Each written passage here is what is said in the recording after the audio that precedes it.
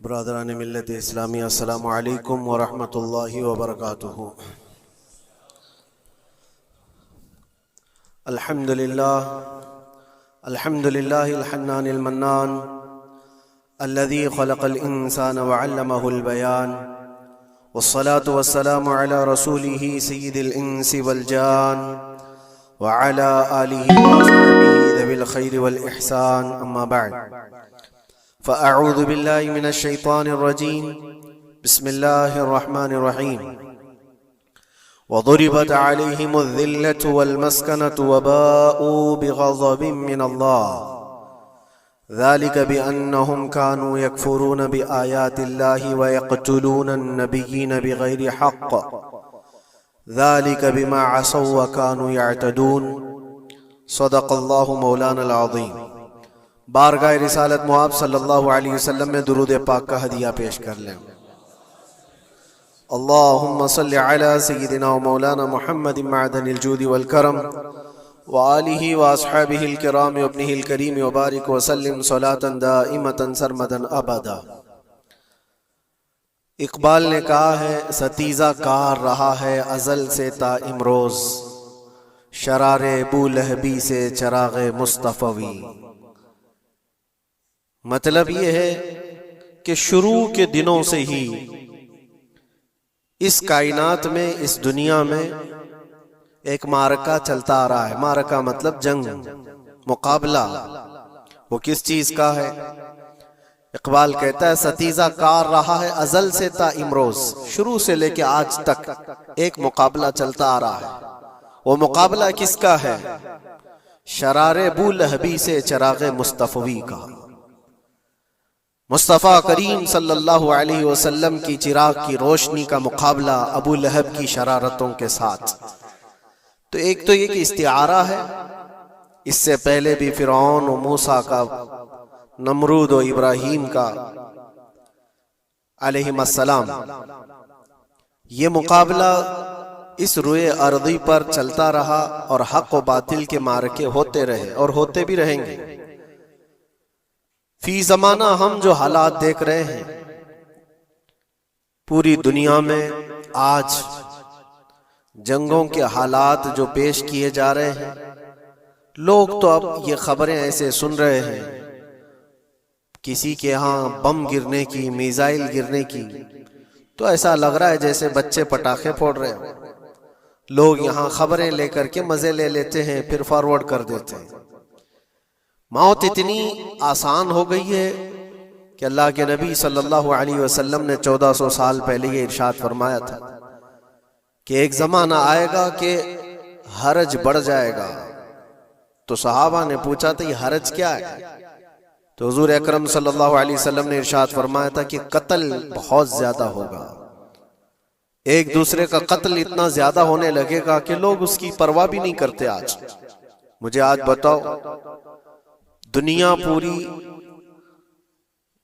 بہت سارے ایشوز پر بیٹھکیں کر رہی ہے، گلوبل وارمنگ پہ ہے، دنیا میں انوائرمنٹ کی چینجنگ پر، موسم کا تاپمان بڑھ رہا ہے، اس پر میٹنگیں ہو رہی ہیں، بڑی بڑی تنظیمیں بیٹھتی ہیں۔ یہ ڈھکوسلا ہے یہ دنیا کا، یہ مغربی دنیا، ویسٹرن کنٹریز کا دکھاوا ہے۔ یہ اینیمل لاورز کو بھی باہر لے کر کے آتے ہیں، ان کو بہت زیادہ کوریج دیا جاتا ہے۔ یہ کتے سے پیار کرنے والا ہے، یہ مرغی سے پیار کرنے والا ہے۔ ظالموں، 40,000 نہیں 50,000 لوگوں کو فلسطین میں تم نے ناحق مار دیا، اس پر کوئی بیٹھک نہیں کرتے۔ موت اتنی آسان ہے انسانوں کی، جنگ جس سے ہے، مقابلہ جس سے ہے، تمہارا آپس میں برابر کی طاقت کا مقابلہ ہو تو سمجھ میں آئے کہ ایک دوسرے کی فوجوں سے مقابلہ ہے، ادھر کی فوج بھی مر رہی، ادھر کی فوج بھی مر رہی ہے، لیکن نہتے بچوں کا کیا قصور؟ بلکہ وہ گود میں آئے ہوئے ابھی جنہوں نے شعور کی آنکھیں بھی نہیں کھولی، دودھ پیتے بچوں کے جو قتل ہوئے ہیں۔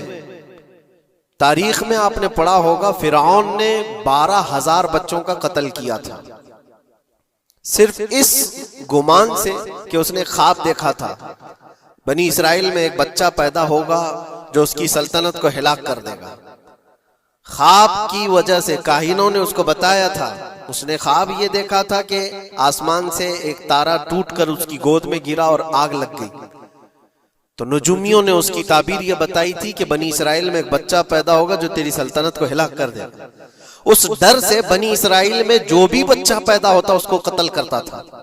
اس نے تقریباً 12,000 بچوں کو قتل کر دیا تھا، اس ڈر سے کہ وہ بچہ تو نہ پیدا ہو جائے جو میری سلطنت کو ہلاک کرنے والا ہے۔ اور وہ موسیٰ علیہ السلام تھے، پیدا بھی ہوئے اور فرعون کے گھر میں ہی پلے۔ اللہ کا نظام ہے۔ لیکن میں یہاں اس لیے بتا رہا ہوں، فرعون ظلم میں پوری دنیا میں مشہور ہے۔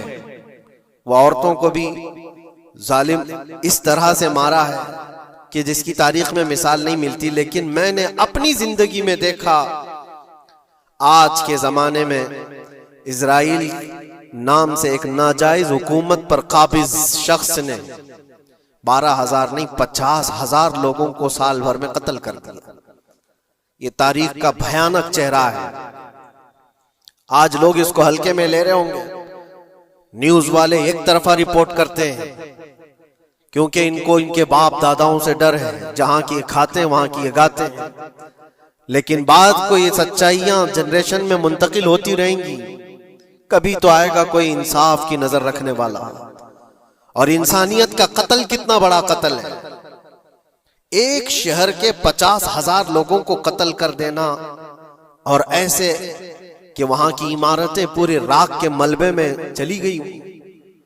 صدیاں لگ جاتی ایک شہر کو بسنے میں، ایک گھر کو بنانے میں آدمی کی اپنی زندگی گزر جاتی ہے۔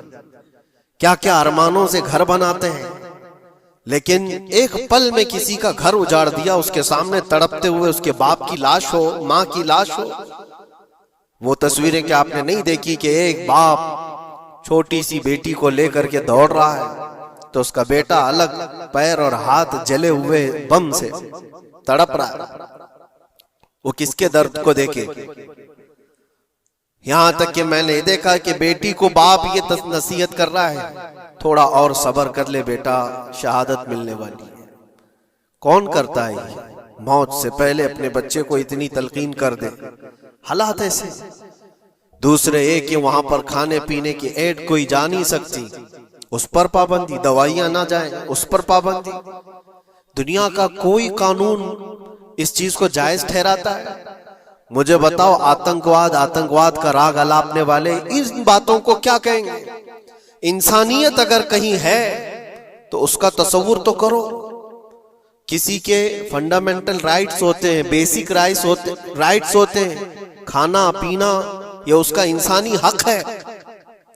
دشمنی تم سے جن کی ہے ان کے ساتھ مقابلہ کرو، عام شہریوں کے ساتھ نہیں۔ مخبر صادق رسول اکرم صلی اللہ تعالی علیہ وسلم کی تعلیمات دیکھو، جہاد کو لے کر جو پروپیگنڈا تم پھیلاتے ہو اور ہر چیز کو جہاد کا لفظ دے کر کے ایک ایسا نیریٹو کریٹ کرتے ہو کہ لوگوں کے دماغ میں ایک پروپیگنڈا پھیل جائے۔ آؤ میں تمہیں سناتا ہوں، رسول پاک صلی اللہ تعالی علیہ وسلم جب صحابہ جہاد میں جاتے تو ان کو کن باتوں کی تلقین کرتے تھے؟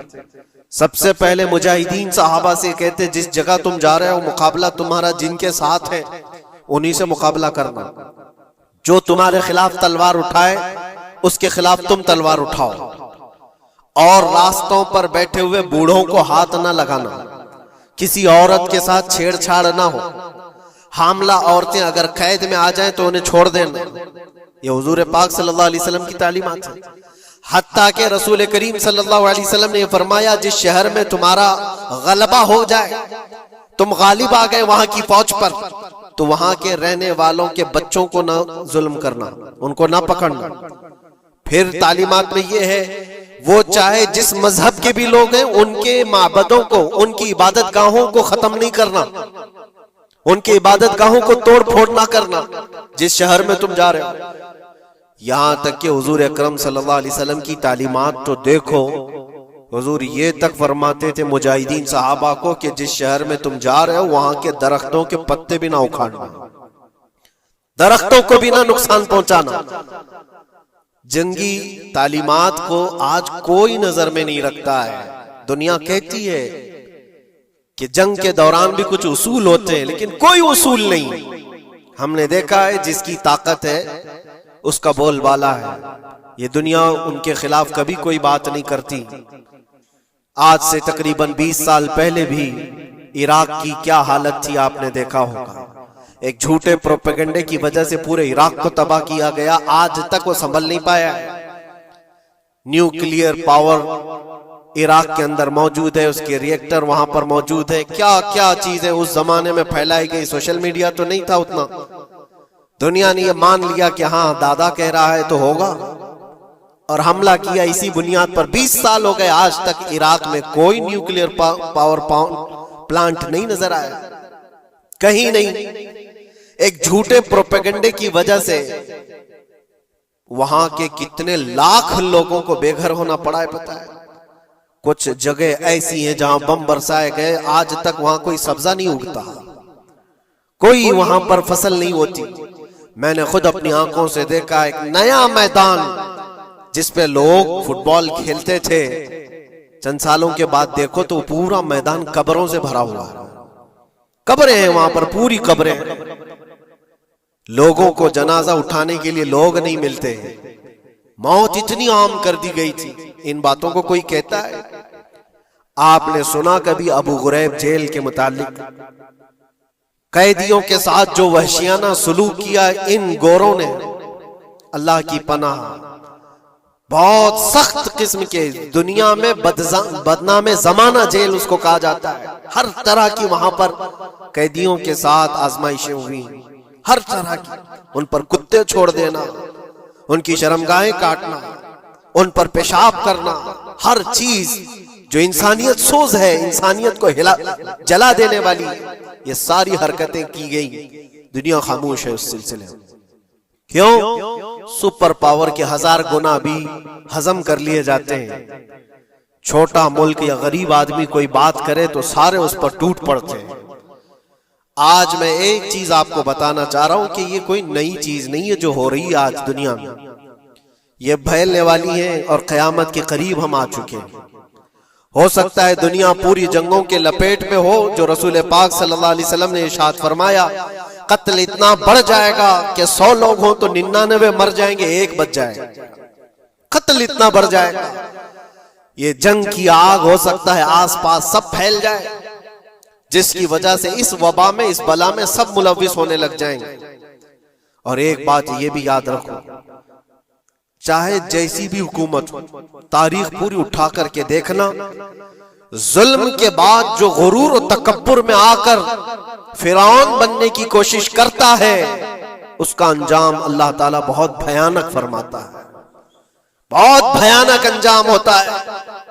اب کے ظالم بھی اپنے انجام کے بہت قریب آ چکے، انہوں نے ظلم اتنا کیا ہے، وہ بچوں کی آہیں، وہ عورتوں کی چیخیں کیا بارگاہ رب العزت میں نہ پہنچی ہوں گی؟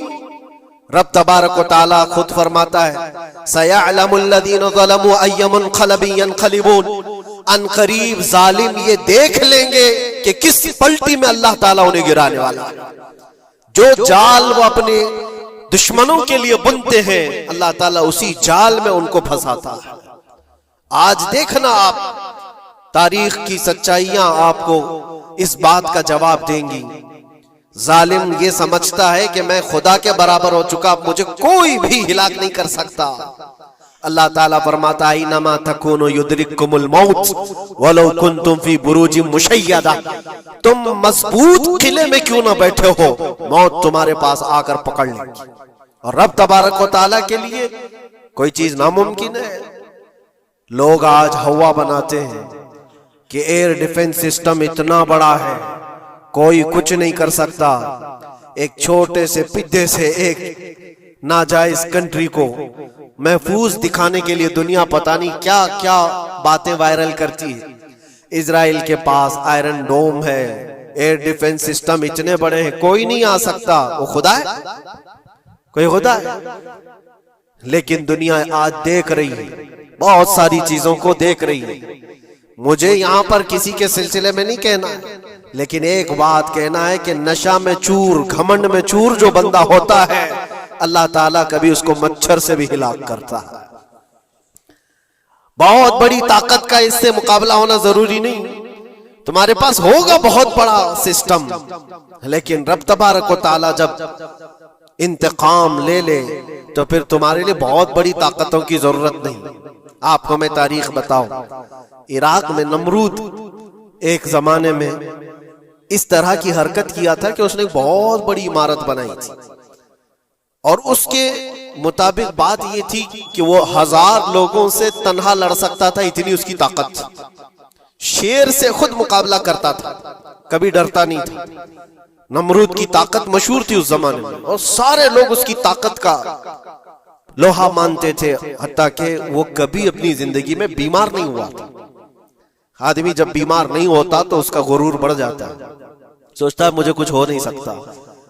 نمرود نے اس کے بعد یہ دیکھا ساری دنیا میرے قبضے میں ہے، طاقت و دولت کے ذخیرے سب اس کے پاس سے، لیکن ایک چیز نہیں تھی، موت پر کنٹرول۔ اس کو کیسے کیا جائے کنٹرول؟ یعنی مرنے سے بچ تو نہیں پائے گا، یہ کنٹرولنگ پاور بھی ہمارے پاس ہونا چاہیے۔ اس نے ایک بہت بڑی عمارت بنائی، کہا کہ خدا آسمانوں میں ہوتا ہے، ہم اتنی بڑی عمارت بنائیں گے کہ ان عمارتوں پر چڑھ کر خدا کو للکاریں گے۔ آجا میں مقابلہ کرتا ہوں، اور مقابلہ کر کے میں خدا کو گرا دوں گا کسی بھی طرح سے۔ اگر مجھ سے نہ ہو سکے تو پوری فوج کو تیار کروں گا، خدا سے لڑائی لڑ کر کے ایک بار وہ موت اور حیات کا پاور اپنے ہاتھ میں لے لیں گے، پھر ہم کو جب تک چاہے جینا ہے۔ کہاں کی خام خیالی! لیکن اس نے بنایا، پوری دنیا بھر سے لوگوں کو جمع کیا، سب کی زبان ایک بنایا، سب کی کرنسی ایک بنایا، ساری اس پوری دنیا کے لوگ اس کی فوج میں، سب کو یہ باور کرانا شروع کیا کہ ہماری لڑائی ہے دنیا سے نہیں، ہماری لڑائی کریٹر سے، خالق سے۔ ہم اس سے پاور چھین لیں گے ایک بار، اور پھر اپنے ہاتھ میں موت و حیات کا کنٹرول رکھیں گے۔ جس کو جتنی لمبی عمر چاہیے میں دوں گا، جس کو جب تک جینا ہے میں دوں گا، ازل تک، ازل سے لے کر ابد تک۔ یہ سارے خیالات اس کے تھے، اور اس نے جمع کیا، عمارت بھی بنایا، فوج بھی تیار کیا۔ کیا رب تبارک و تعالیٰ یہ نہیں دیکھ رہا تھا؟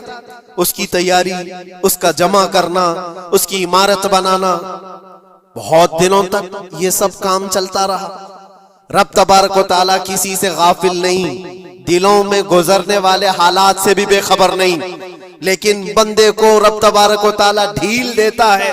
قرآن میں رب تعالیٰ فرماتا ہے وَلَا يَحْسَبَنَّ الَّذِينَ كَفَرُوا أَنَّمَا نُمْلِي لَهُمْ خَيْرٌ لِأَنفُسِهِمْ إِنَّمَا نُمْلِي لَهُمْ لِيَزْدَادُوا إِثْمًا۔ کافر جو ان کو ڈھیل ملی ہے یہ نہ سمجھیں کہ ہم نے جو ان کو چھوڑ رکھا ہے ان کے لیے بہتر ہے، بلکہ اس لیے ہم چھوڑ رکھیں کہ وہ اور زیادہ کریں، اور زیادہ کریں، لِيَزْدَادُوا إِثْمًا وَلَهُمْ عَذَابٌ مُّهِينٌ، پھر ہم ذلت والا عذاب انہیں دینے والے ہیں۔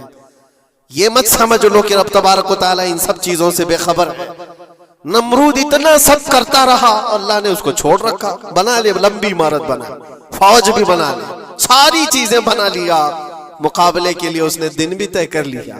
اس کے بعد اس کو خدا سے لڑائی لڑنی تھی، کہاں خدا تک پہنچنے کی بات، لیکن بندہ جب غرور و تکبر میں آتا ہے تو وہاں تک بھی سوچتا ہے، اسے موت پر کنٹرول حاصل کرنا تھا، بس یہ ایک چیز تھی۔ پھر جب وہ دن آیا، کتابوں میں ملتا ہے اللہ تبارک و تعالیٰ نے فرشتے، اس کی جو تعداد ہے اس کا کسی کو علم نہیں۔ بارش کے جتنے قطرات گرتے ہیں نا، ایک ایک فرشتہ بوند لا کر رکھتا ہے۔ اب آپ اندازہ کر سکتے ہیں فرشتوں کی تعداد کتنی ہو سکتی۔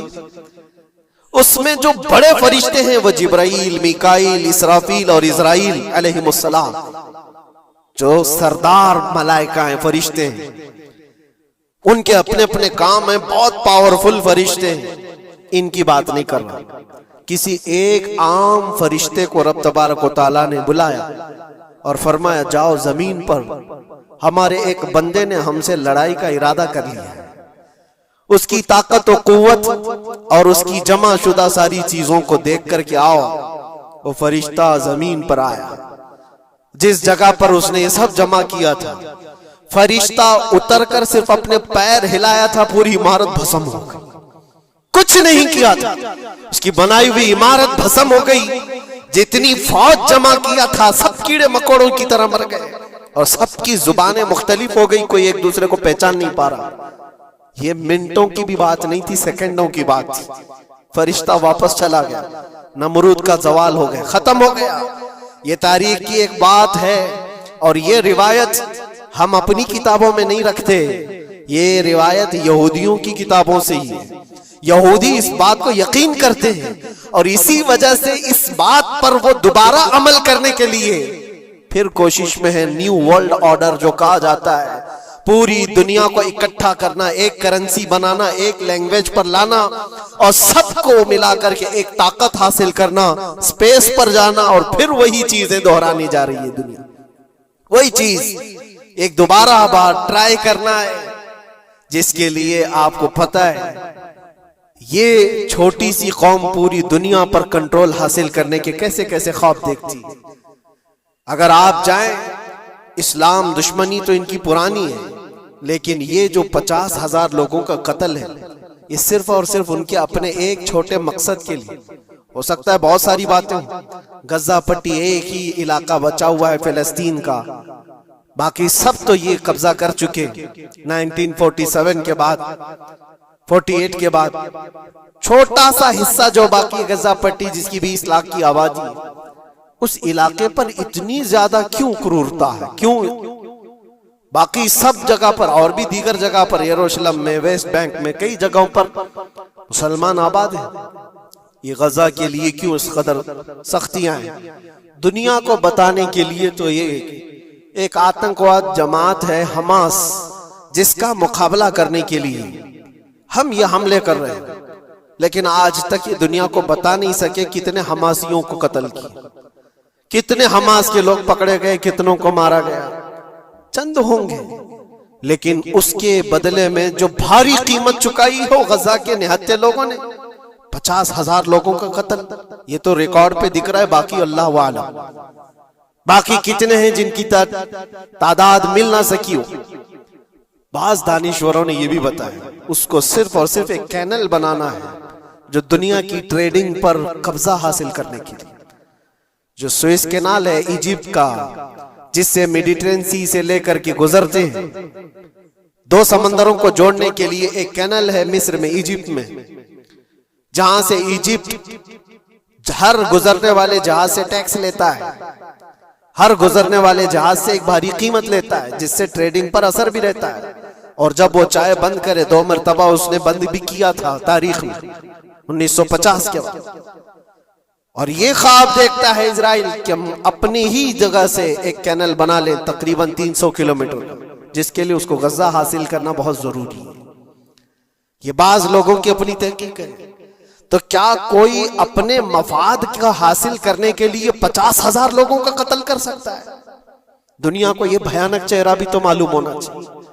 اگر ان کو کوئی راستہ بنانا ہے تو اس کے لیے انسانیت کا قتل کرنا ہے۔ میں آپ کو ایک بات عرض کیے دیتا ہوں، قرآن پاک نے جو فرمایا وہ حق ہے، 100% حق ہے۔ اللہ نے فرمایا، میں نے خطبے کے بعد جو آیت پڑھی، وَضُرِبَتْ عَلَيْهِمُ الذِّلَّةُ وَالْمَسْكَنَةُ، اللہ فرماتا ہے ان پر ذلت اور غربت لکھ دی گئی ہے۔ کس پر؟ یہودیوں کے متعلق۔ وَبَاءُوا بِغَضَبٍ مِّنَ اللَّهِ، اور اللہ کے غضب میں رہیں گے وہ ہمیشہ۔ آپ سورہ فاتحہ میں پڑھتے ہیں نا، غیر المغضوب علیہم ولا الضالین۔ مغضوب کا مطلب کیا ہے؟ جن پر اللہ کا غضب ہوا، اور وہ یہود قوم ہے۔ قرآن پاک کی میں آپ کو بات بتا رہا ہوں۔ اور اللہ تعالیٰ فرماتا ہے وجہ کیا ہے؟ ذالک بانہم کانوا یکفرون بآیات اللہ، وہ اس لیے کہ اللہ کی نشانیوں کو ٹھکراتے، ویقتلون النبیین بغیر حق، اور اللہ کے نبیوں کو ناحق قتل کرتے۔ اب دنیا کو یہ افسوس ہو رہا ہوگا، جیسے میں نے ابھی بتایا 50,000 لوگوں کا قتل وہاں کر دیا، ایران میں گھس گیا، شام میں گھس گیا، لبنان میں گھس گیا، ہر جگہ مار مار مار اور لوگوں کا قتل۔ میرے عزیزو، یہ تو عام لوگوں کا قتل ہے، اور قرآن یہ کہتا ہے یہ وہ قوم ہے جو اللہ کے نبیوں کو قتل کرتی تھی۔ اور تاریخ میں ہے تقریباً 10,000 نبیوں کو انہوں نے قتل کیا ہے، 10,000 نبیوں کو انہوں نے قتل کیا ہے۔ صرف اپنی من مانی بات نہ پائے جانے کی وجہ سے۔ حضرت زکریا علیہ السلام کی بات معلوم ہے، یہ تو بیت المقدس کے متولی تھے۔ زکریا علیہ السلام بیت المقدس کے امام تھے، جن کا ذکر ہے قرآن پاک میں۔ حضرت زکریا علیہ السلام کے پیچھے یہی قوم جو ان کی امت میں تھی، یہودیوں کے لیے بھی وہ مقدس نبی تھے، لیکن ان ظالموں نے حضرت زکریا علیہ السلام کو دشمنی میں رکھ کر کے ایسا قتل کیا تھا۔ اللہ اکبر۔ زکریا علیہ السلام ان سے بھاگ کر کے نکلے تھے اور ایک درخت کو جا کر کہا، اے درخت کھل جا، میں تجھ میں آتا ہوں۔ درخت کھل گیا، حضرت زکریا علیہ السلام اس میں اندر چلے گئے، درخت پھر بند ہوا۔ تاریخ میں موجود ہے، ابلیس لعین نے، شیطان مردود نے یہودیوں کو راستہ بھی بتایا اور درخت بھی بتایا کہ اس کے اندر زکریا چھپے ہوئے، اس کے اندر زکریا ہے۔ یہودیوں نے تیز آری لے کر کے درخت کو اوپر سے کاٹنا شروع کیا کہ درخت کے دو ٹکڑے ہوں گے تو زکریا علیہ السلام تک بھی پہنچ جائیں گے۔ انہوں نے آری سے کاٹتے کاٹتے کاٹتے ان کے سر تک پہنچا دیا، اور جب حضرت زکریا علیہ السلام کو اپنے سر کے اوپر سے کٹنے کی آواز آنے لگی تو اب سوچا کہ اب یہ آری سے پورا کٹ جائے گا۔ اللہ تعالیٰ کی طرف سے ندا آئی، اے زکریا صبر کر لو، اگر تم اس پر آواز نکالو گے تو صبر والوں میں سے تمہارا نام نکل جائے گا۔ یہاں تک کہ تاریخ میں ہے وہ یہودیوں نے آری سے کاٹتے کاٹتے حضرت زکریا علیہ السلام کے سر کو چیر دیا اور جسم کے دو ٹکڑے ہو گئے۔ اللہ کے نبی خاموش رہے، صبر کر کے رہ گئے۔ ان کے بیٹے یحییٰ علیہ السلام نے یہودیوں کے ایک گورنر یا بادشاہ کو یہ کہا تھا کہ ایک نکاح میں دو بہنوں کو رکھنا جائز نہیں۔ اس نے دو بہنیں ایک ساتھ اپنی زوجیت میں رکھا تھا۔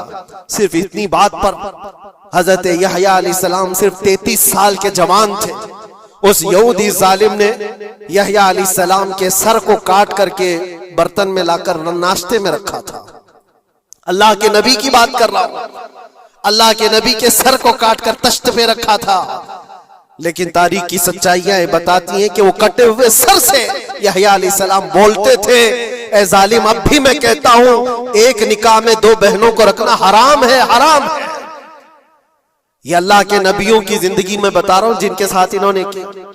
عیسیٰ علیہ السلام، یہ پاگل عیسائی جو آج ان کی کپڑوں میں جا کر بیٹھے ہوئے ہوتے ہیں جبکہ زندگی بھر یہ لڑتے رہے ہیں۔ قرآن بھی کہتا ہے وقالت اليہود لیست النصارى علی شیء وقالت النصارى لیست اليہود علی شیء، دونوں لڑتے تھے۔ یہودی کہتے عیسائی کوئی چیز ہی نہیں، عیسائی کہتے تھے یہودی کوئی چیز ہی نہیں۔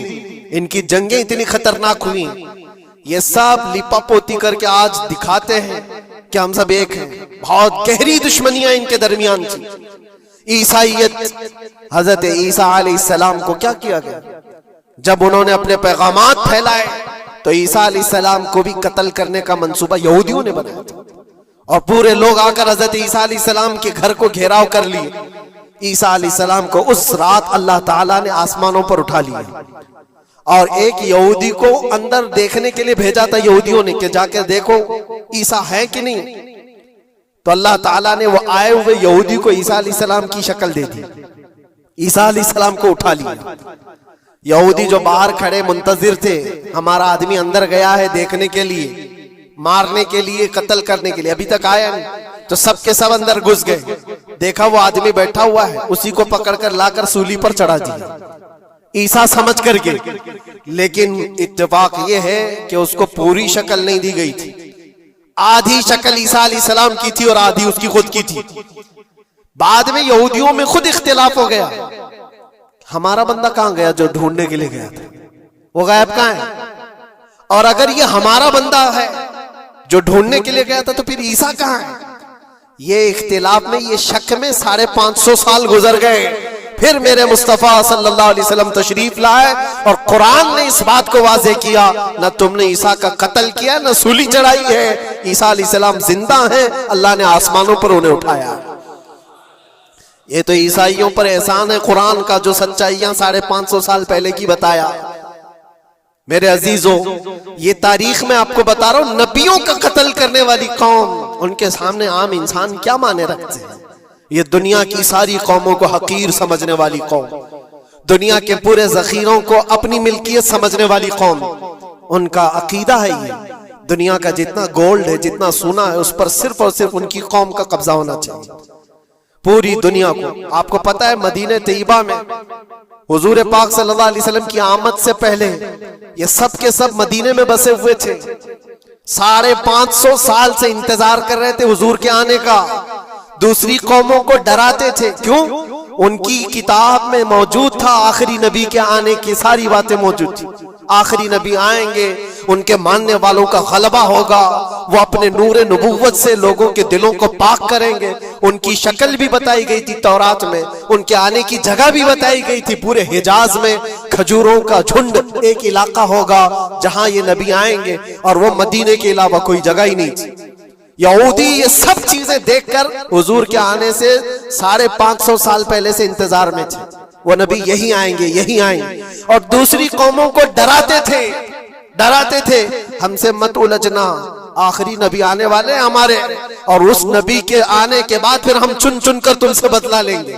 اور جب کبھی مصیبت آتی تو اللہ سے دعا بھی یہ کرتے تھے کہ اللہ وہ آخری نبی جو ہمارے علاقے میں آنے والے ہیں ان کے صدقے میں تو ہماری بلاؤں کو دور کر دو۔ یہ وہ قوم ہے جو حضور آخر النبیین صلی اللہ علیہ وسلم کے انتظار میں وقت کاٹ رہی تھی، لیکن ہوا یہ، ان کا عقیدہ یہ تھا کہ آخری نبی تو بنی اسرائیل میں ہی پیدا ہوں گے، ہمارے خاندان میں پیدا ہوں گے۔ انہوں نے ٹھیکہ لے رکھا ہے آخری نبی کہاں پیدا ہوں گے یہ فیصلہ کریں گے۔ اللہ تبارک و تعالیٰ نے آخری نبی ہمارے آقا صلی اللہ علیہ وسلم کو بنی اسرائیل میں نہیں، بنی اسماعیل میں پیدا کیا، اسماعیل علیہ السلام کی اولاد میں پیدا کیا، اور یہ اسماعیل علیہ السلام کی اولاد پورے عرب میں آباد تھی، عرب میں پوری آبادی اسماعیل علیہ السلام کی تھی۔ مکہ کو آباد کس نے کیا؟ اسماعیل علیہ السلام۔ اسماعیل علیہ السلام کی اولاد پورے مکہ میں آس پاس سب علاقوں میں آباد، ساری جتنے بھی نسب ہیں وہ اسماعیل علیہ السلام تک پہنچتے ہیں عرب والوں کے، اور یہ یہودی بنی اسرائیل ہے، یعنی یعقوب علیہ السلام کی اولاد میں سے، اور یہ دوسروں کو حقیر جانتے تھے۔ جب تک یہ لوگ عرب میں تھے، مدینے میں تھے، انہوں نے ہر ایک کو حقارت سے دیکھا، عربوں سے ان کے تعلقات ایسے نہیں تھے، عام لوگوں سے کہتے ہمارے سے بات کرنے کے قابل نہیں ہے، سب کو امی کہتے تھے، ان پڑھ، جاہل، ایسے الفاظ سے عربوں کو پکارتے تھے۔ عربوں سے اگر ان کے تعلقات ہوتے بھی تو بڑے بڑے ٹاپ لیڈر جو ہوتے ہیں عربوں کے، بس ان سے تعلقات سے، عام لوگوں کو یہ گنتے ہی نہیں، کچرا کہتے تھے۔ بنی اسماعیل کو جب یہ کچرا کہتے تھے، اور بنی اسماعیل میں جب آخری نبی پیدا ہو گئے تب کیا کہنے لگے پتا ہے؟ کہتے نہیں، یہ غلط ہو گیا، آخری نبی تو بنی اسرائیل میں پیدا ہونے والے تھے، یہ جبرائیل نے شرارت کیا اور بنی اسماعیل میں جا کر کے نبوت دی تھی۔ کچھ تو یہ کہنے لگے، کچھ تو کہنے لگے وہ ہے ہی نہیں آخری نبی، لیکن کیسے انکار کرتے؟ قرآن کہتا ہے یعرفونہ کما یعرفون ابناءہم، اس رسول کو وہ ایسے پہچانتے تھے کہ اپنے بیٹوں کو بھی نہیں پہچانتے، ان کے بیٹوں کے صحیح ہونے پر بھی ان کو اتنا یقین نہیں تھا کہ ہمارا ہی بیٹا ہے یا نہیں، لیکن حضور کو دیکھ کر کے یہ یقین تھا کہ آخری رسول ہی، آخری رسول ہونے کی ساری نشانیاں انہوں نے جو پڑھی تھی وہ سب حضور کے پاس موجود تھی۔ اسی لیے تو میرے عزیزوں، جو صحابہ یہودیت سے اسلام میں آئے انہوں نے سب نشانیاں دیکھی۔ حضرت سلمان فارسی کی بات بتا، وہ عیسائیت میں تھے، سالوں انہوں نے عیسائیت میں گزارے، اور انہوں نے بھی یہی سب باتیں سنی تھی۔ یثرب ایک علاقہ ہے حجاز میں، کھجوروں کے باغات کا جھنڈ ہے وہاں پر، آخری نبی وہیں آنے والے۔ تو یہ کہاں سے آئے تھے؟ سلمان فارسی عراق سے آئے تھے، مدینے میں آ کر غلام بن گئے، ایک کھجوروں کے باغ میں کام کرتے تھے برسوں تک۔ پھر وہ وقت آ گیا جب حضور پاک صلی اللہ تعالی علیہ وسلم مکہ سے ہجرت کر کے مدینے آئے تھے۔ مسجد قباء جہاں ہے وہاں 14 دن تک حضور قیام کیے ہوئے تھے۔ تو وہ باغیچے کا جو مالک ہے، سلمان فارسی کا جو مالک تھا، اس کا بھتیجا آ کر کے خبر دیتا ہے، چاچا سنا ہے کہ نئی خبر؟ یثرب میں ایک شخص آیا ہے مکہ سے، حسین چہرہ ہے، گلابی رنگت ہے، بولتا ہے تو لوگ سب اس کی طرف دیکھتے ہیں، اور وہ کہتا ہے کہ میں اللہ کا آخری رسول ہوں۔ یہودی کا بھتیجا اپنے چاچا کو ایک خبر دے رہا ہے سلمان فارسی کھجور کے درخت کے اوپر بیٹھے کھجور کاٹ رہے تھے یا صاف کر رہے تھے. یہ خبر سنے کہ وہاں سے چھلانگ لگا کر نیچے آ گئے, جس کے انتظار میں تو سالوں گزار دیا تھا. کیا کہا تم نے؟ مالک نے ایک تھپڑ رسید کیا اور کہا تو غلام ہے, آقاؤں کی بات میں دخل اندازی مت کر, جا تو اپنا کام کر. لیکن ان کی بے چینی تھی کہ وہ اگر آخری رسول آ چکے تو میری زندگی کا تو مقصد یہی ہے. پھر انہوں نے وقت نکالا دن کا اور حضور پاک صلی اللہ علیہ وسلم کے پاس پہنچ گئے. جب رسول کریم صلی اللہ تعالی علیہ وسلم صحابہ کے ساتھ موجود تھے, دیکھیں علامتیں جو انہوں نے پڑھی تھی اپنی کتابوں میں, وہ سب جانچنا بھی چاہتے تھے. کھجوریں لے کر کے گئے اور کہا یا رسول اللہ یہ قبول کیجیے, یہ صدقہ ہے. حضور نے لیا اور سب کو بانٹ دیا, اس میں سے کچھ بھی نہیں کھایا, کیونکہ سلمان فارسی نے یہ پڑھا تھا کہ آخری رسول صدقہ نہیں کھائیں گے. ایک نشانی دیکھ لی انہوں نے. دوسرے دن آئے, پھر وہ موقع نکالا اور کھجوریں لی اور آئے. حضور سے آ کر کے کہا کہ یہ لیجئے, قبول کیجئے, یہ ہدیہ ہے. حضور نے خود بھی کھایا اور سب کو تقسیم کیا. کہا یہ کتاب میں موجود ہے, وہ آخری رسول ہدیے کو انکار نہیں کریں گے, تحائف قبول کریں گے. دو علامتیں دیکھی. پھر ایک دن, تیسرا دن تھا, رسول پاک صلی اللہ علیہ وسلم ایک جنازے میں تھے. تہبند تھی حضور کے, چادر تھی جسم کے اوپر. سلمان فارسی ایک اور نشانی دیکھنے کے لیے آئے ہوئے تھے جو کتابوں میں پڑھی تھی. کبھی حضور کے دائیں آتے, کبھی بائیں آتے, کبھی آگے کبھی پیچھے, پوچھنے کی یا کچھ بات کرنے کی کوشش کر رہے تھے. حضور صلی اللہ علیہ وسلم نے ان کو دیکھ لیا اور کہا سلمان آ جاؤ ادھر. ادھر بلایا, اپنی چادر ہٹائی اور کہا یہ مہر نبوت دیکھنے کے لیے آئے تھے. جو حضور صلی اللہ علیہ وسلم کے کندھوں کے بیچ میں ایک ایسا سفید نشان تھا جس کو مہر نبوت کہا جاتا ہے, وہ سورج سے زیادہ چمکتا تھا دونوں کندھوں کے بیچ میں. اور حضرت سلمان فارسی وہ دیکھنے کے لیے آئے تھے اور حضور نے ان کے پوچھنے سے پہلے چادر ہٹائی اور کہا یہی دیکھنے آئے تھے. سلمان فارسی نے کہا میں تو ایک چیز دیکھنے آیا تھا, آپ نے دو چیز بتا دی. کیا چیز؟ میں تو مہر نبوت دیکھنے آیا تھا, آپ نے دکھا بھی دیا اور میرے دل کی بات کی خبر بھی آپ نے بتائی. نبی کو علم غیب بھی ہوتا ہے. اور سلمان فارسی نے کلمہ طیبہ پڑھ لیا. اسی سلمان فارسی کو آزاد کرانے کے لیے میرے آقا صلی اللہ علیہ وسلم نے صحابہ کے ساتھ مل کر کے 500 کھجور کے درخت لگائے تھے اور ایک باغیچہ دے کر کے اس یہودی سے آزاد کروایا تھا. یہ اللہ کے نبی صلی اللہ علیہ وسلم کے پاس وہ صحابہ جو آئے تھے یہودیت سے یا عیسائیت سے, وہ جانتے تھے حضور کو, لیکن یہ اتنی خطرناک قوم ہے جن کو اللہ تعالیٰ نے دلوں پر مہر لگایا. یہ یہودی جو ایمان نہیں لائے اور یہ قیامت تک اسی طرح غضب میں رہنے والے. آج ان کا ابھار اگر آپ دیکھ رہے ہو تو شاید تاریخ پتہ نہیں ہوگی کہ کتنی ذلت کی زندگی بھی گزاری, کس طرح بھیک مانگے. آج یا اپنی تاریخ کو کہیں پر بھی سوشل میڈیا میں گردش کرتے ہوئے نہیں دیکھ سکتے, پابندی ہے پوری دنیا میں. ہٹلر کے قتل عام کے بارے میں نہیں بول سکتا کوئی, یہودیوں کو اتنا مارا تھا اتنا مارا تھا, نہیں, دنیا میں یہ بولنے پر پابندی ہے. ان کے کسی بھی پرانی تصویریں دکھانے پر پابندی ہے. آج خود اپنے ملک میں ہونے والے حملوں کی تصویر نہ دکھائی جائے, اس پر پابندی ہے. یہ تو تم کب تک عیب چھپاتے رہو گے؟ جہاں سڑن ہوتی ہے بدبو آئی جائے گی. اور ان قریب میرے عزیزوں قرآن کی وہ بات یاد رکھو, اللہ نے فرمایا سَيَعْلَمُ الَّذِينَ ظَلَمُوا أَيَّ مُنْقَلَبٍ يَنْقَلِبُونَ. ان قریب ظالم یہ دیکھ لے گا کہ اللہ اس کو کس کھائی میں گرانے والا ہے. کیا ابرہا بہت سارے منصوبے بنا کر کعبہ ڈھانے نہیں آیا تھا؟ اللہ نے ابابیل چڑیوں سے اس کو ہلاک کیا تھا, فرعون کو پانی سے غرق کر دیا تھا, نمرود کو مچھر سے ہلاک کر دیا تھا. بڑے بڑے طوفانی طاقتوں کے بادشاہ دنیا میں آئے, لیکن اللہ نے ان کو بہت چھوٹی طاقتوں سے ہلاک کیا.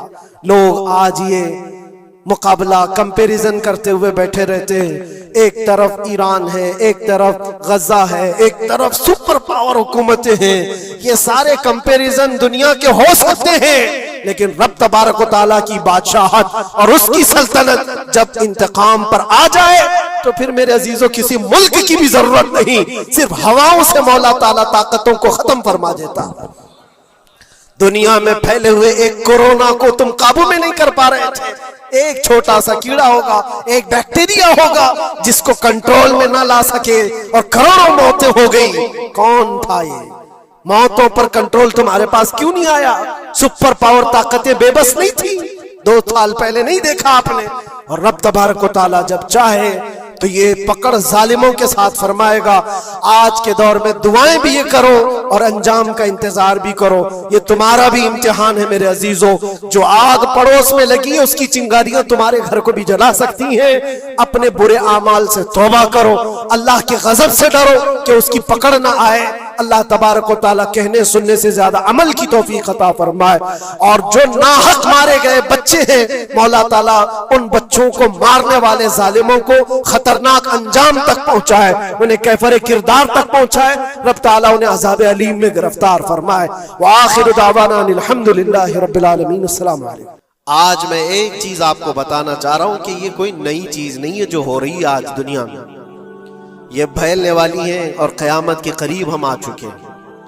ہو سکتا ہے دنیا پوری جنگوں کے لپیٹ میں ہو جو رسول پاک صلی اللہ علیہ وسلم نے ارشاد فرمایا قتل اتنا بڑھ جائے گا کہ 100 لوگ ہوں تو 99 مر جائیں گے, 1 بچ جائے گا.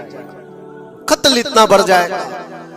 یہ جنگ کی آگ ہو سکتا ہے آس پاس سب پھیل جائے, جس کی وجہ سے اس وبا میں, اس بلا میں سب ملوث ہونے لگ جائیں گے. برادران ملت اسلامی, السلام علیکم ورحمۃ اللہ وبرکاتہ. الحمدللہ الحنان المنان الذي خلق الانسان وعلمه البيان والصلاة والسلام على رسوله سيد الانس والجان وعلى آله واصحابه ذوي الخير والإحسان. اما بعد فأعوذ بالله من الشيطان الرجيم. بسم الله الرحمن الرحيم. وضربت عليهم الذلة والمسكنة وباءوا بغضب من الله ذلك بأنهم كانوا يكفرون بآيات الله ويقتلون النبيين بغير حق ذلك بما عصوا وكانوا يعتدون. صدق الله مولانا العظيم. بارگاہ رسالت مآب صلی اللہ علیہ وسلم میں درود پاک کا ہدیہ پیش کر لیں. اللہم صلی علی سیدنا و مولانا محمد معدن الجود والکرم وآلہ واصحابہ الکرام وابنہ الکریم وبارک وسلم صلاة دائمتا سرمدا ابدا. اقبال نے کہا ہے ستیزہ کار رہا ہے ازل سے تا امروز, شرار بولہبی سے چراغ مصطفی. مطلب یہ ہے کہ شروع کے دنوں سے ہی اس کائنات میں, اس دنیا میں ایک معرکہ چلتا آ رہا ہے. معرکہ مطلب جنگ, مقابلہ. وہ کس چیز کا ہے؟ اقبال کہتا ہے ستیزہ کار رہا ہے ازل سے تا امروز, شروع سے لے کے آج تک ایک مقابلہ چلتا آ رہا ہے. وہ مقابلہ کس کا ہے؟ شرار بولہبی سے چراغ مصطفی کا. مصطفیٰ کریم صلی اللہ علیہ وسلم کی چراغ کی روشنی کا مقابلہ ابو لہب کی شرارتوں کے ساتھ. تو ایک تو یہ کہ استعارہ ہے, اس سے پہلے بھی فرعون و موسیٰ کا, نمرود و ابراہیم کا علیہم السلام, یہ مقابلہ اس روئے ارضی پر چلتا رہا اور حق و باطل کے معرکے ہوتے رہے اور ہوتے بھی رہیں گے. فی زمانہ ہم جو حالات دیکھ رہے ہیں پوری دنیا میں, آج جنگوں کے حالات جو پیش کیے جا رہے ہیں, لوگ تو اب یہ خبریں ایسے سن رہے ہیں کسی کے ہاں بم گرنے کی, میزائل گرنے کی, تو ایسا لگ رہا ہے جیسے بچے پٹاخے پھوڑ رہے ہیں. لوگ یہاں خبریں لے کر کے مزے لے لیتے ہیں, پھر فارورڈ کر دیتے ہیں. موت اتنی آسان ہو گئی ہے کہ اللہ کے نبی صلی اللہ علیہ وسلم نے 1400 سال پہلے یہ ارشاد فرمایا تھا کہ ایک زمانہ آئے گا کہ حرج بڑھ جائے گا. تو صحابہ نے پوچھا تھا یہ حرج کیا ہے؟ تو حضور اکرم صلی اللہ علیہ وسلم نے ارشاد فرمایا تھا کہ قتل بہت زیادہ ہوگا. ایک دوسرے کا قتل اتنا زیادہ ہونے لگے گا کہ لوگ اس کی پرواہ بھی نہیں کرتے. آج مجھے آج بتاؤ دنیا پوری بہت سارے ایشوز پر بیٹھکیں کر رہی ہے، گلوبل وارمنگ پہ ہے، دنیا میں انوائرمنٹ کی چینجنگ پر، موسم کا تاپمان بڑھ رہا ہے، اس پر میٹنگیں ہو رہی ہیں، بڑی بڑی تنظیمیں بیٹھتی ہیں۔ یہ ڈھکوسلا ہے یہ دنیا کا، یہ مغربی دنیا، ویسٹرن کنٹریز کا دکھاوا ہے۔ یہ اینیمل لاورز کو بھی باہر لے کر کے آتے ہیں، ان کو بہت زیادہ کوریج دیا جاتا ہے، یہ کتے سے پیار کرنے والا ہے، یہ مرغی سے پیار کرنے والا ہے۔ ظالموں، 40,000 نہیں 50,000 لوگوں کو فلسطین میں تم نے ناحق مار دیا، اس پر کوئی بیٹھک نہیں کرتے۔ موت اتنی آسان ہے انسانوں کی، جنگ جس سے ہے، مقابلہ جس سے ہے، تمہارا آپس میں برابر کی طاقت کا مقابلہ ہو تو سمجھ میں آئے کہ ایک دوسرے کی فوجوں سے مقابلہ ہے، ادھر کی فوج بھی مر رہی، ادھر کی فوج بھی مر رہی ہے، لیکن نہتے بچوں کا کیا قصور؟ بلکہ وہ گود میں آئے ہوئے ابھی جنہوں نے شعور کی آنکھیں بھی نہیں کھولی، دودھ پیتے بچوں کے جو قتل ہوئے ہیں۔ تاریخ میں آپ نے پڑھا ہوگا فرعون نے 12,000 بچوں کا قتل کیا تھا، صرف اس گمان سے کہ اس نے خواب دیکھا تھا بنی اسرائیل میں ایک بچہ پیدا ہوگا جو اس کی سلطنت کو ہلاک کر دے گا۔ خواب کی وجہ سے کاہنوں نے اس کو بتایا تھا، اس نے خواب یہ دیکھا تھا کہ آسمان سے ایک تارا ٹوٹ کر اس کی گود میں گرا اور آگ لگ گئی، تو نجومیوں نے اس کی تعبیر یہ بتائی تھی کہ بنی اسرائیل میں ایک بچہ پیدا ہوگا جو تیری سلطنت کو ہلاک کر دے گا۔ اس ڈر سے بنی اسرائیل میں جو بھی بچہ پیدا ہوتا اس کو قتل کرتا تھا۔ اس نے تقریباً 12,000 بچوں کو قتل کر دیا تھا، اس ڈر سے کہ وہ بچہ تو نہ پیدا ہو جائے جو میری سلطنت کو ہلاک کرنے والا ہے۔ اور وہ موسیٰ علیہ السلام تھے، پیدا بھی ہوئے اور فرعون کے گھر میں ہی پلے، اللہ کا نظام ہے۔ لیکن میں یہاں اس لیے بتا رہا ہوں، فرعون ظلم میں پوری دنیا میں مشہور ہے، وہ عورتوں کو بھی ظالم اس طرح سے مارا ہے کہ جس کی تاریخ میں مثال نہیں ملتی۔ لیکن میں نے اپنی زندگی میں دیکھا، آج کے زمانے میں اسرائیل نام سے ایک ناجائز حکومت پر قابض شخص نے 12,000 نہیں 50,000 لوگوں کو سال بھر میں قتل کر دیا۔ یہ تاریخ کا بھیانک چہرہ ہے۔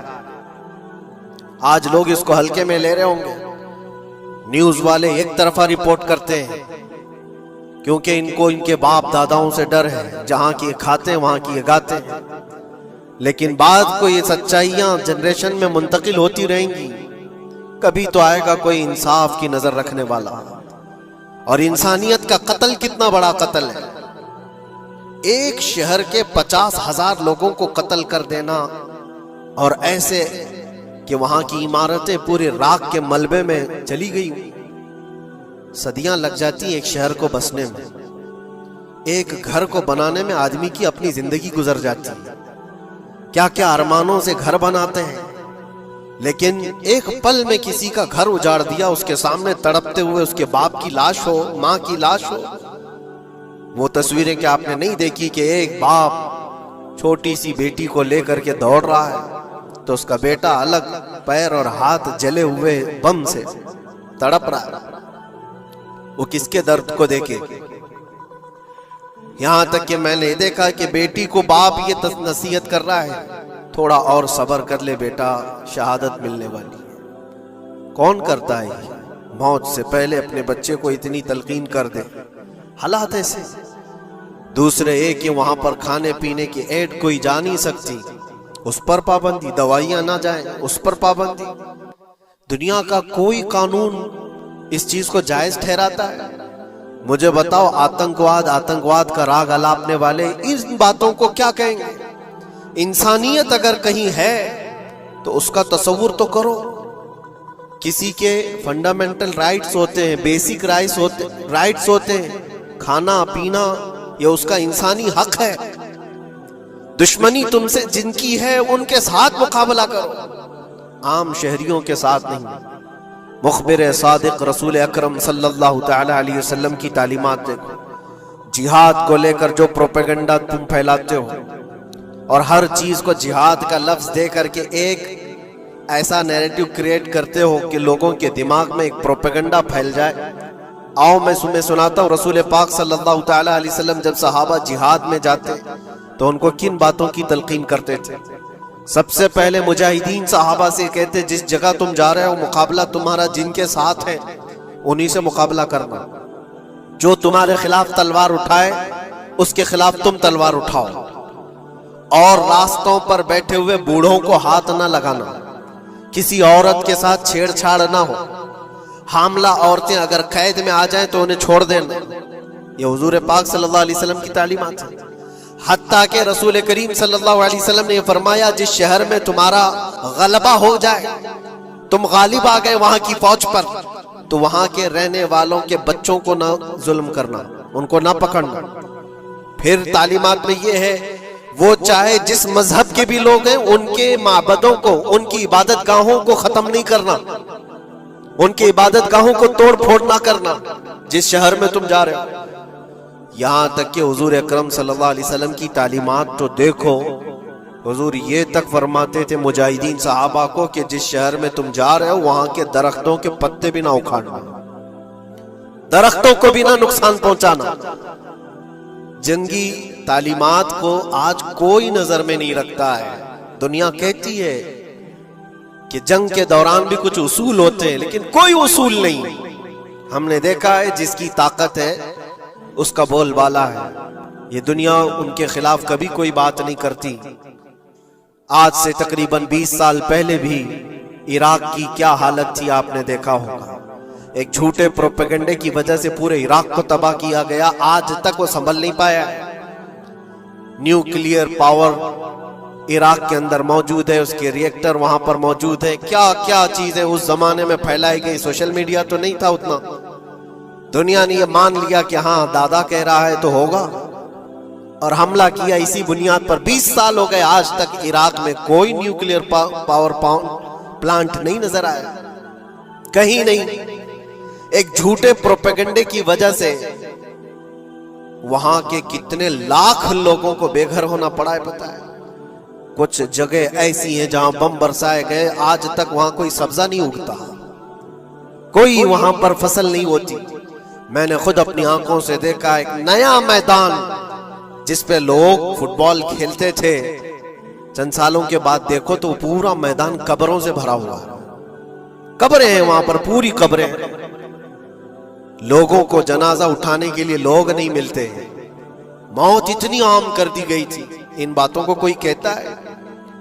آپ نے سنا کبھی ابو غریب جیل کے متعلق؟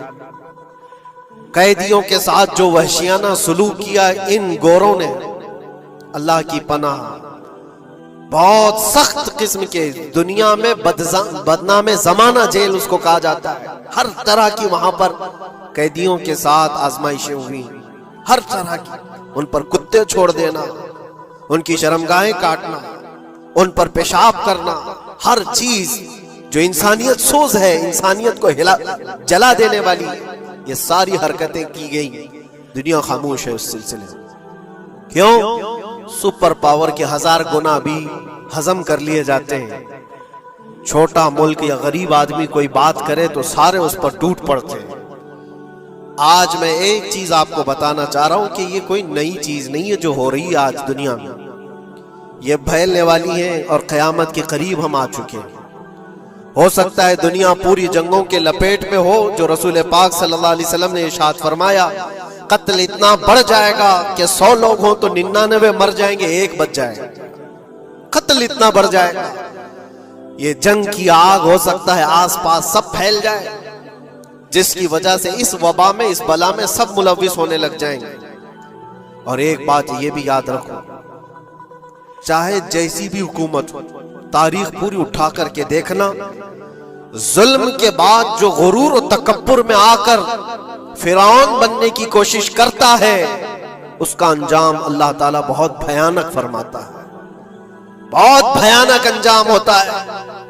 اب کے ظالم بھی اپنے انجام کے بہت قریب آ چکے، انہوں نے ظلم اتنا کیا ہے، وہ بچوں کی آہیں، وہ عورتوں کی چیخیں کیا بارگاہ رب العزت میں نہ پہنچی ہوں گی؟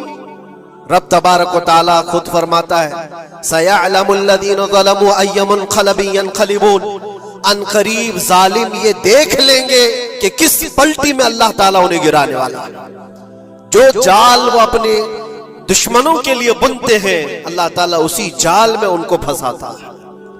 آج دیکھنا آپ تاریخ کی سچائیاں آپ کو اس بات کا جواب دیں گی۔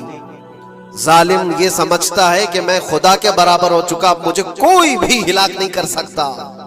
اللہ تعالیٰ فرماتا ہے اینما تکونوا یدرککم الموت ولو کنتم فی بروج مشیدہ، تم مضبوط قلعے میں کیوں نہ بیٹھے ہو، موت تمہارے پاس آ کر پکڑ لے گی۔ اور رب تبارک و تعالیٰ کے لیے کوئی چیز ناممکن ہے۔ لوگ آج ہوا بناتے ہیں کہ ایئر ڈیفنس سسٹم اتنا بڑا ہے کوئی کچھ نہیں کر سکتا۔ ایک چھوٹے سے پدے سے ایک ناجائز کنٹری کو محفوظ دکھانے کے لیے دنیا پتہ نہیں کیا کیا باتیں وائرل کرتی ہے۔ اسرائیل کے پاس آئرن ڈوم ہے، ایئر ڈیفنس سسٹم اتنے بڑے ہیں، کوئی نہیں آ سکتا۔ وہ خدا ہے؟ کوئی خدا ہے؟ لیکن دنیا آج دیکھ رہی ہے، بہت ساری چیزوں کو دیکھ رہی ہے۔ مجھے یہاں پر کسی کے سلسلے میں نہیں کہنا، لیکن ایک بات کہنا ہے کہ نشہ میں چور، گھمنڈ میں چور جو بندہ ہوتا ہے اللہ تعالیٰ کبھی اس کو مچھر سے بھی ہلاک کرتا ہے۔ بہت بڑی طاقت کا اس سے مقابلہ ہونا ضروری نہیں، تمہارے پاس ہوگا بہت بڑا سسٹم، لیکن رب تبارک و تعالیٰ جب انتقام لے لے تو پھر تمہارے لیے بہت بڑی طاقتوں کی ضرورت نہیں۔ آپ کو میں تاریخ بتاؤں، عراق میں نمرود ایک زمانے میں اس طرح کی حرکت کیا تھا کہ اس نے ایک بہت بڑی عمارت بنائی تھی، اور اس کے مطابق بات یہ تھی کہ وہ 1000 لوگوں سے تنہا لڑ سکتا تھا، اتنی اس کی طاقت تھی۔ شیر سے خود مقابلہ کرتا تھا، کبھی ڈرتا نہیں تھا۔ نمرود کی طاقت مشہور تھی اس زمانے میں، اور سارے لوگ اس کی طاقت کا لوہا مانتے تھے، حتیٰ کہ وہ کبھی اپنی زندگی میں بیمار نہیں ہوا تھا۔ آدمی جب بیمار نہیں ہوتا تو اس کا غرور بڑھ جاتا ہے، سوچتا ہے مجھے کچھ ہو نہیں سکتا۔ نمرود نے اس کے بعد یہ دیکھا ساری دنیا میرے قبضے میں ہے، طاقت و دولت کے ذخیرے سب اس کے پاس سے، لیکن ایک چیز نہیں تھی، موت پر کنٹرول۔ اس کو کیسے کیا جائے کنٹرول؟ یعنی مرنے سے بچ تو نہیں پائے گا، یہ کنٹرولنگ پاور بھی ہمارے پاس ہونا چاہیے۔ اس نے ایک بہت بڑی عمارت بنائی، کہا کہ خدا آسمانوں میں ہوتا ہے، ہم اتنی بڑی عمارت بنائیں گے کہ ان عمارتوں پر چڑھ کر خدا کو للکاریں گے۔ آجا میں مقابلہ کرتا ہوں، اور مقابلہ کر کے میں خدا کو گرا دوں گا کسی بھی طرح سے۔ اگر مجھ سے نہ ہو سکے تو پوری فوج کو تیار کروں گا، خدا سے لڑائی لڑ کر کے ایک بار وہ موت اور حیات کا پاور اپنے ہاتھ میں لے لیں گے، پھر ہم کو جب تک چاہے جینا ہے۔ سلیمان علیہ السلام اللہ کے ایک ایسے نبی ہیں جن کو اللہ تعالیٰ نے علم و حکمت بہت زیادہ نوازا اور دنیا کی حکومت عطا فرمایا۔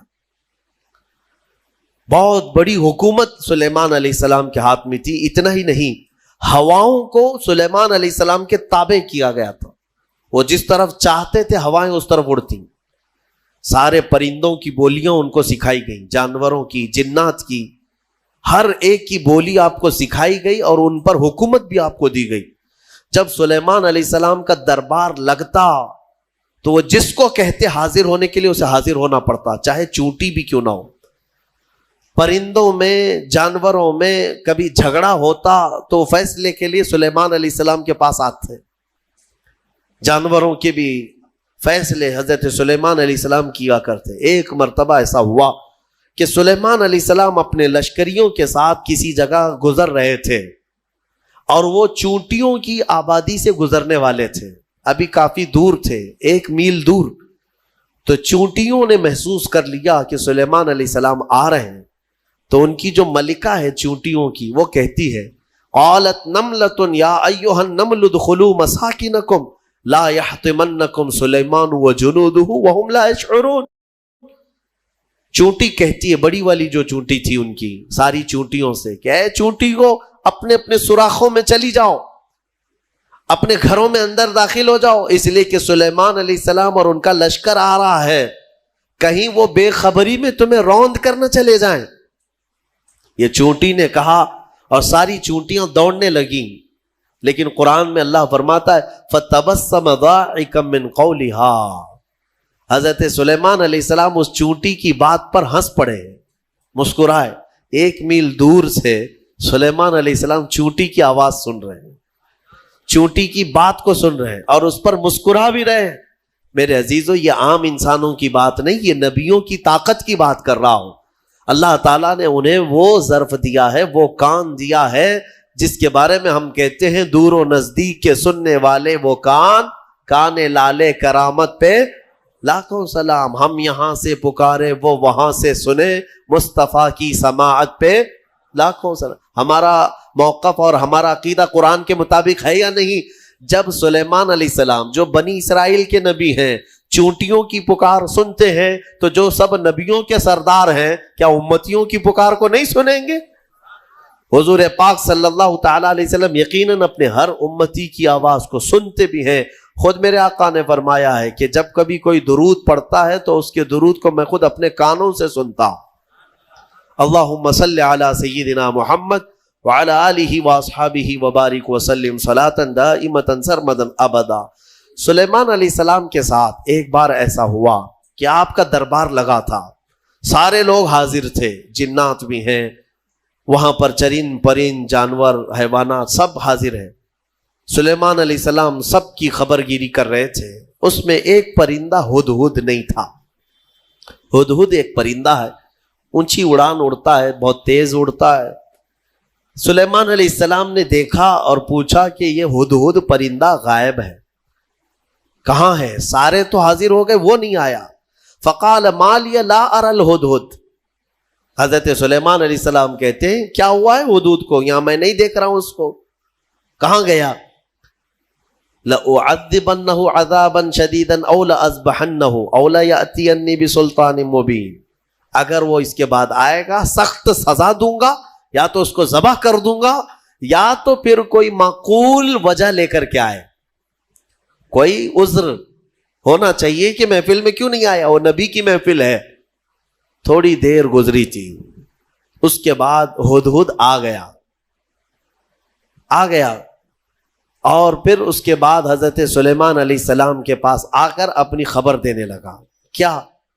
وہ کہتا انی وجدت امرأة تملکہم وأوتیت من کل شیء ولہا عرش عظیم. اے اللہ کے نبی, میں جو غائب تھا اس کی وجہ یہ ہے کہ میں اڑتے اڑتے ایک ایسے ملک میں پہنچ گیا جہاں میں نے دیکھا کہ ایک خاتون لوگوں پر حکومت کر رہی ہے, ایک لیڈی حکومت کر رہی ہے. وہ عورت, اس کو اللہ تعالیٰ نے بہت مال و دولت سے نوازا ہے, مردوں پر وہ حکومت کر رہی ہے. وجدتها وقومها يسجدون للشمس. لیکن وہ کہتا ہے ہدہد, اس کی بات تو یہ ہے کہ میں نے اس کی قوم کو اور اس کو دیکھا کہ وہ سورج کی عبادت کرتے ہیں, اللہ کو چھوڑ کر سورج کی عبادت کرتے ہیں. پتہ یہ چلا کہ پرندوں کو بھی عجب لگتا ہے کبھی کوئی اللہ کے علاوہ دوسرے کی عبادت کرے. ہاں, یہ پرندے بھی ان پر لعنت بھیجتے ہیں, کہاں کہاں جھک رہے ہو تم. اللہ رب العزت جس نے پیدا کیا, سارے پرندے اگر کسی کی تسبیح بیان کرتے ہیں تو رب ذوالجلال کی. قرآن میں اللہ نے فرمایا وَإِن مِّن شَيْءٍ إِلَّا يُسَبِّحُ بِحَمْدِهِ. کوئی چیز دنیا میں ایسی نہیں جو اللہ کی حمد اور تسبیح نہ کر رہی ہو. وَلَكِن لَا تَفْقَهُونَ تَسْبِيحَهُمْ. ہاں, یہ اور بات ہے کہ تم ان کی تسبیح کو سمجھ نہیں پاؤ گے. اگر کوا کائیں کائیں کر رہا ہے تو تمہیں کائیں کائیں لگے گا, لیکن وہ اللہ کی حمد بیان بھی کر رہا ہے, اسے سبحان بھی کہہ رہا ہے. تو پرندوں کو بھی عجب لگتا ہے جب سورج کے پرستشوں پجاریوں کو دیکھیں اور آگ کی پوجا کرنے والوں کو دیکھیں تو پرندوں کو بھی تعجب لگتا ہے. سلیمان علیہ السلام کے سامنے آ کر کے اس نے شکایت کیا, میں نے ایک عورت کو دیکھا ہے, اس کا نام سبا بلقیس ہے, اس کا نام سبا بلقیس ہے, اور وہ ایک بہت ہی عالی شان تخت پر بیٹھتی ہے.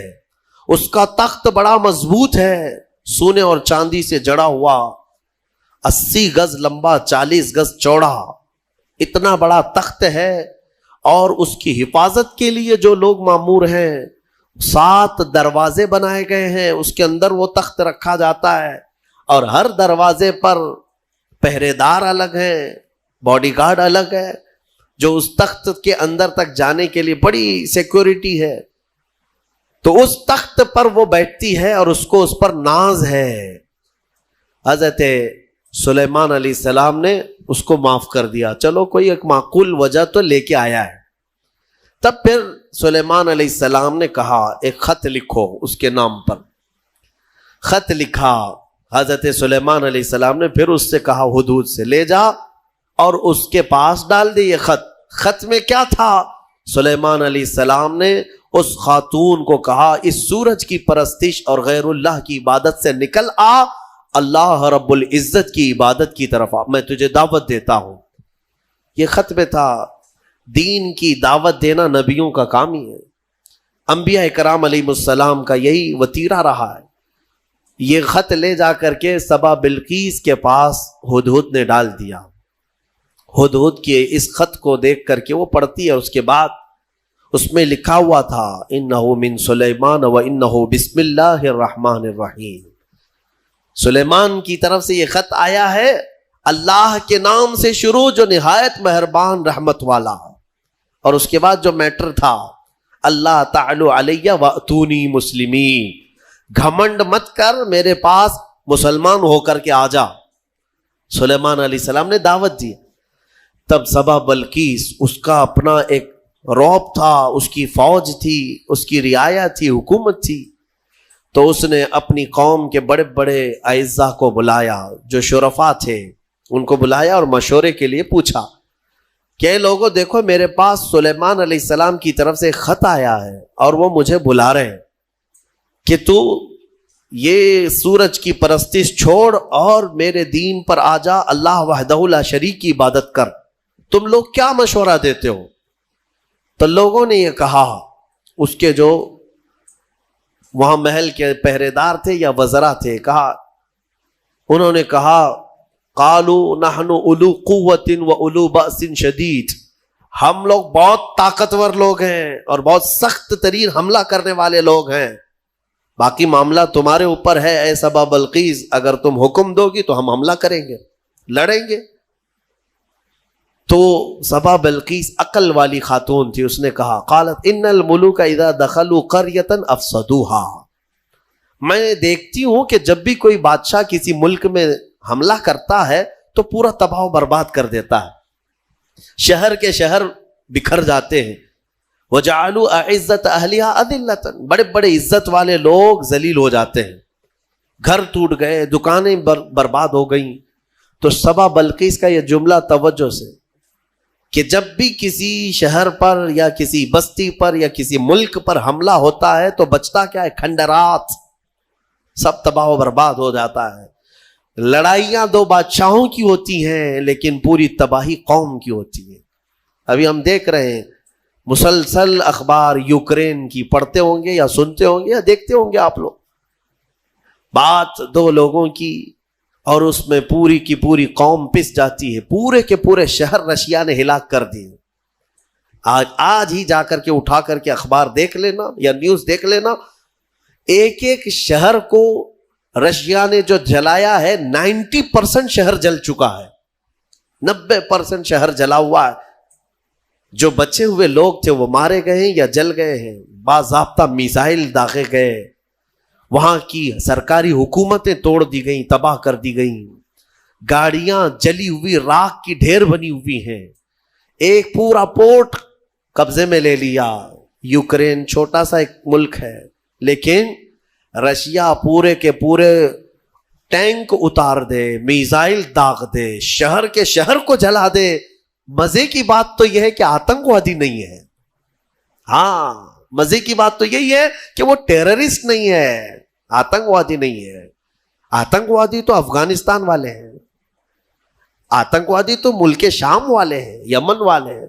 دنیا کی اس دوہری پالیسی کو محسوس کرتے ہو کبھی؟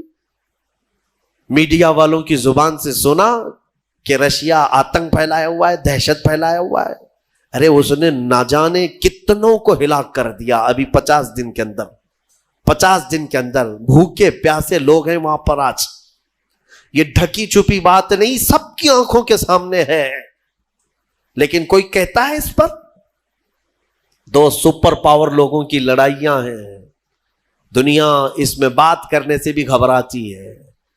ہاں، کوئی سرکاری کمنٹ نہیں کرے گا ابھی رشیا کے بارے میں کہ تو ٹیررسٹ ہے یا تو آتنکوادی ہے، کیونکہ ان کو بھی اپنے انجام کی فکر ہے، کہیں یہ دادا ہمارے اوپر بھی حملہ نہ کرے۔ تو اس کا مطلب ہے کہ ٹیررسٹ، آتنکواد، دہشت گرد، یہ سب جو جملے ہیں نا، یہ خاص لوگوں کے لیے ہے۔